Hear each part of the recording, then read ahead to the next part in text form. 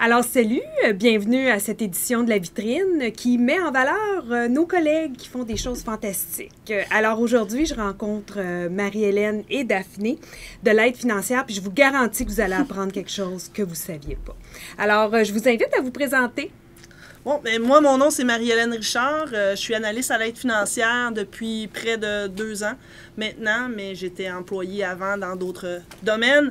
Fait que la suite pour Daphné. Donc, moi, c'est Daphné. Je travaille avec le service d'aide financière depuis près de 3 ans maintenant. J'ai commencé avec le programme d'emploi au départ, puis maintenant, je suis rendue analyste au service d'aide financière avec Marie-Hélène. Donc, avant de commencer, j'étais étudiante aussi au collège en administration des affaires gestion. Donc, je suis diplômée maintenant. Excellent. Fait qu'on va commencer par le début. C'est quoi le mandat des services d'aide financière ici à la Cité? Je dirais que notre mandat, ça serait vraiment d'épauler les étudiants, les guider là, vers des ressources financières pour rendre les études postsecondaires plus accessibles. Donc, leur donner différentes ressources puis vraiment les accompagner dans ce cheminement-là.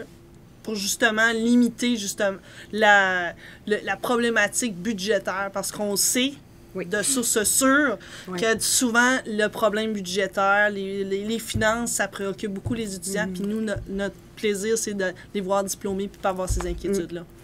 C'est un petit peu comme la pyramide de Maslow, hein? Exact. Si on est préoccupé par où on va se loger, qu'est-ce qu'on va manger, puis tout ça, c'est un peu difficile de se concentrer sur nos études, de donner le meilleur Exactement. de nous. Vous entendez sûrement beaucoup de mythes par rapport à les services que vous offrez, mais aussi les étudiants qui font appel à vos services. C'est quoi les mythes que vous entendez le plus souvent? Les plus souvent, je dirais, mes parents font trop d'argent, je ne ferai pas de demande d'aide financière, j'aurai pas d'aide financière.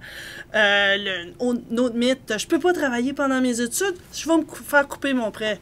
Alors, c'est toutes des choses comme ça, puis on le dit, c'est des mythes. Oui. OK? Si on prend là, juste le fait que mes parents font trop d'argent, ben réellement, je vous dirais, faire une demande d'aide financière, ça prend 45 minutes.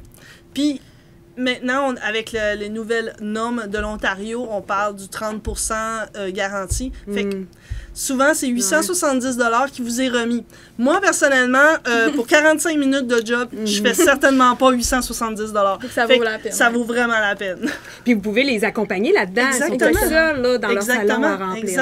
Exactement. On fait des ateliers budgétaires, on fait des ateliers dans les écoles secondaires, on peut même se déplacer dans les salles de classe pour justement démystifier tous ces mythes-là, parce que souvent, il n'est pas trop tard. Encore aujourd'hui, ce n'est pas trop tard pour faire la demande pour cette année. Puis c'est jamais mauvais de faire la demande, même si on n'est pas certain de pouvoir être admissible. Dans le fond, en faisant la demande, il y a beaucoup de gens qui découvrent qu'ils sont éligibles à des bourses, mais aussi à des prêts. Donc, ça l'aide beaucoup. Puis souvent, on utilise l'aide financière, ça nous prouve qu'il y a un besoin financier. Fait que pour ça, ils peuvent bénéficier des bourses à l'interne. OK.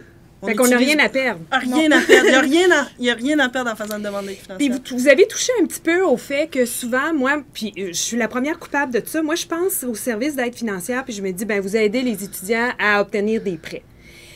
Mais en fait, là, vous faites beaucoup plus que ça. Juste en jasant, là, depuis que je sais qu'on va faire la vitrine sur vos services, j'ai appris plein de choses que je suis sûre que mes collègues, que la communauté au complet ne le savent pas. Fait que c'est quoi les services? Qu'est-ce que vous faites pour nos étudiants? Je dirais on offre beaucoup d'autres services autres que les aider à faire leur demande d'aide financière. On les aide à faire des budgets, des ateliers budgétaires, comme Marie-Hélène disait. On offre des appuis pour les référer à des bourses internes, externes. On a aussi le programme d'emploi sur le campus qui est financé un peu par l'aide financière aussi. Donc, on les accompagne à se trouver un emploi sur le campus. Donc, ça, c'est un service Puis ça, que moi, j'ai bénéficié aussi. Exactement, ça, je partais pour dire, Daphné a bénéficié de ce service-là. Puis, le programme PEPA, on appelle pour les apprenants, c'est un programme qui va donner une expérience de travail aussi à la fin. Fait que c'est bénéfique. Fait que on travaille beaucoup en collaboration avec plusieurs, je dirais, avec la communauté puis avec des organismes internes. L'association étudiante de la Banque alimentaire, on est un lien direct avec eux. On fait des bourses d'urgence. Je veux dire, s'il y a un besoin financier, on est là pour les écouter, on est là pour les épauler, pour aussi regarder où qu'on pourrait aider plus, où qu'on pourrait vous donner des petits trucs. Souvent, je donne des petits trucs, comment magasiner efficacement. Alors, ça peut sauver beaucoup de sous à nos étudiants. Puis nous, notre bonheur, c'est ça, c'est d'avoir nos étudiants le plus longtemps possible avec moins d'inquiétude. Oui, fait qu'en fait, enlever toutes ces barrières-là qui pourraient, mais qui sont de sources financières. Oui, exactement. Moi, j'ai entendu dire que vous avez même un sac d'urgence. C'est-tu une légende urbaine, ça? Non, c'est tout à fait vrai. C'est, je veux dire, on a cru remarquer qu'il y a certains étudiants qui peuvent vivre jusque de la pauvreté, dire qu'ils sont des sans-abri. Alors, de notre côté, qu'est-ce qu'on fait? C'est qu'on a gardé toujours un sac d'urgence au cas où, que l'étudiant soit vraiment en difficulté, que brosse à dents, serviettes, savon, produits d'hygiène, un peu de nourriture, pour question d'être capable de se dépanner pendant une fin de semaine ou quelques jours au moins.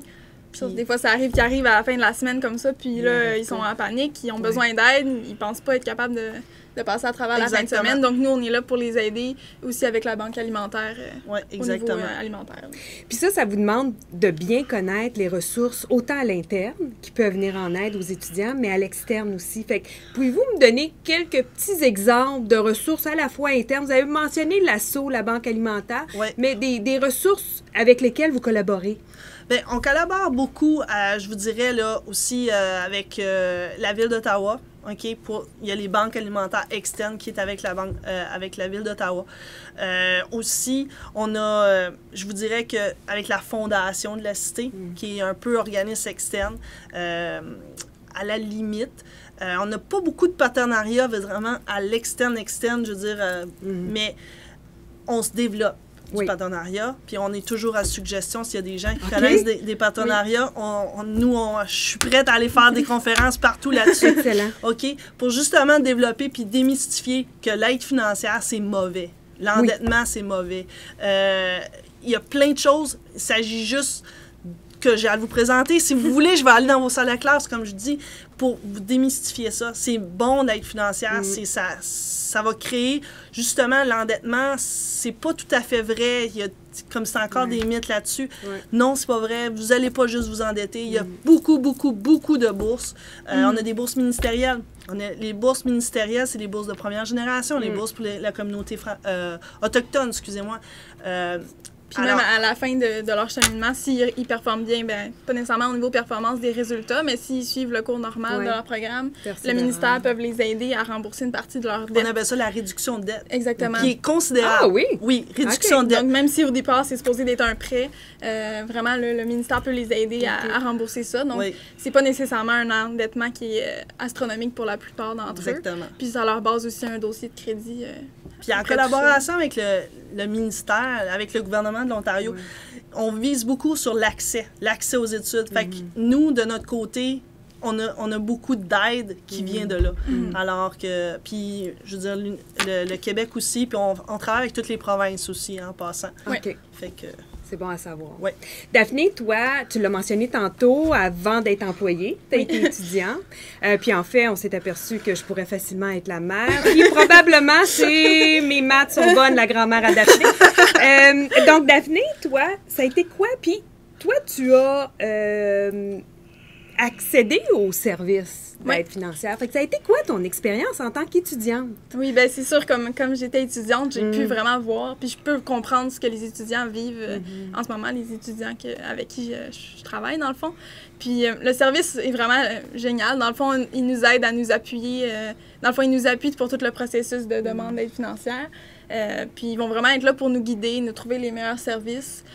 Moi, on m'a même offert un emploi et tout ça, là, donc j'ai pu bénéficier de différents services offerts par la Cité. Puis je trouve que c'est des très beaux services qui nous aident à enlever justement les barrières financières pour les études, puis à nous concentrer vraiment sur la performance de nos études. Oui, puis le stigma, j'imagine aussi, hein, de ne pas se sentir jugé, de sentir de l'empathie. Ils sont là, sont à l'écoute pour nous, puis ils comprennent notre situation aussi.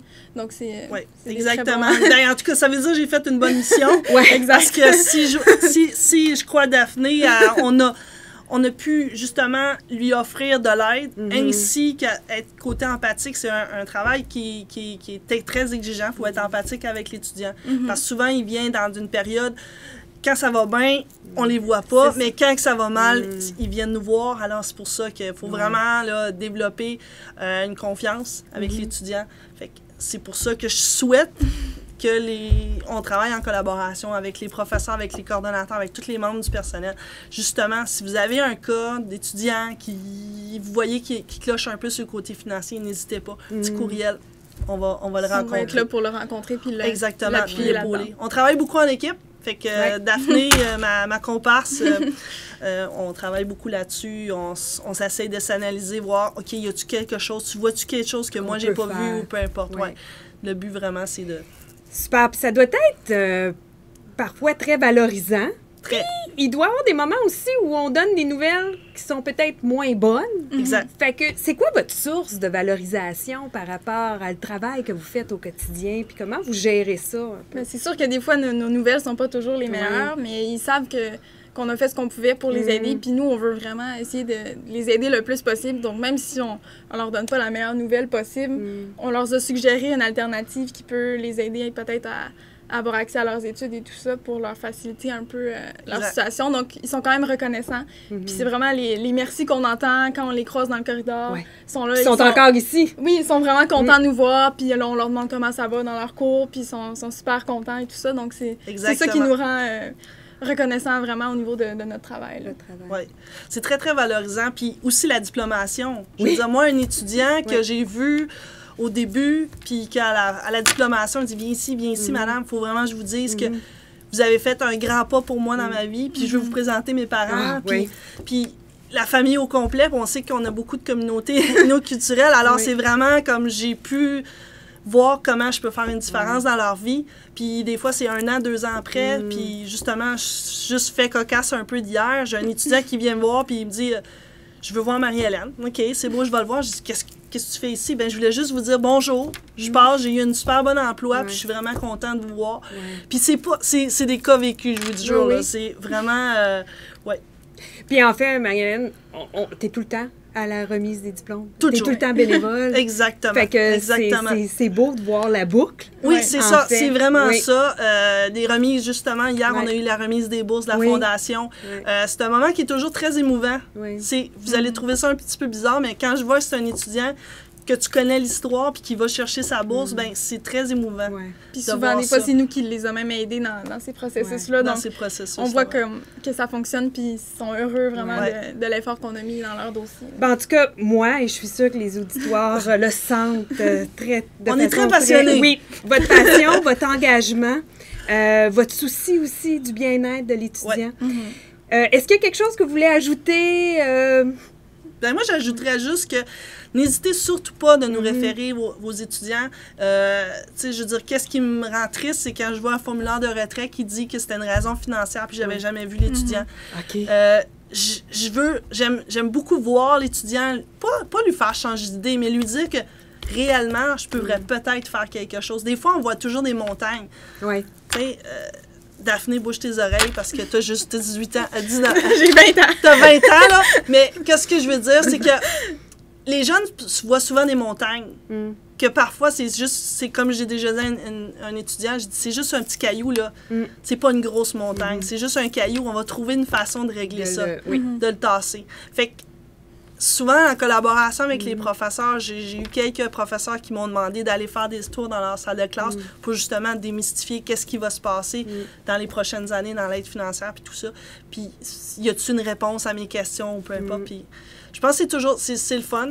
Puis, n'hésitez surtout pas à nous communiquer. Oui, donc si on a accès à vraiment tous les départements dans le collège, si on peut faire un partenariat avec tout le monde, ça peut nous aider à améliorer la situation de d'autres étudiants. Puis, on est là pour les aider. Exactement. Super.